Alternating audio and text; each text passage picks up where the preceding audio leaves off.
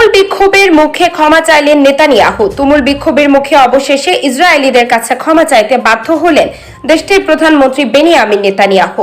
ফিলিস্তিনের গাজা উপত্যকা থেকে 6 জিম্মিকে জীবিত অবস্থায় ফিরিয়ে আনতে ব্যর্থ হওয়ায় নিজ দেশের জনগণের তোপের মুখে পড়েন তিনি। গত শনিবার দক্ষিণ গাজার রাফা এলাকায় একটি সুড়ঙ্গ থেকে 6 জিম্মির মরদেহ উদ্ধার করেন ইসরায়েলি সেনারা। তাদের মধ্যে একজন যুক্তরাষ্ট্রের দ্বৈত নাগরিক। 6 জিম্মির মরদেহ উদ্ধারের পর ইসরায়েল জুড়ে বিক্ষোভ ছড়িয়ে পড়ে। গতকাল সোমবার দেশটির প্রধান ট্রেড ইউনিয়ন হিস্ট্রাড্রট দেশ জুড়ে ব্যাপক ধর্মঘট পালন করে। এ ধর্মঘটে তেল আবিব সহ কয়েকটি গুরুত্বপূর্ণ শহর কার্যত অচল হয়ে পড়ে। আগের দিন গত রবিবার নেতানিয়াহু সরকারের বিরুদ্ধে 5 লাখের বেশি মানুষ রাস্তায় বিক্ষোভ করেন। তারা জিম্মিদের মুক্তির জন্য অবিলম্বে চুক্তির দাবি জানান। এদিকে গাজা ভিত্তিক ফিলিস্তিনি স্বাধীনতাকামী সংগঠন হামাস সতর্ক করে বলেছে, যুদ্ধবিরতি না হলে আরো জিম্মির লাশ হয়ে পরিবারের কাছে ফিরতে হতে পারে। গত বছরের 7 অক্টোবর ইসরায়েলে হামলা চালায় হামাস।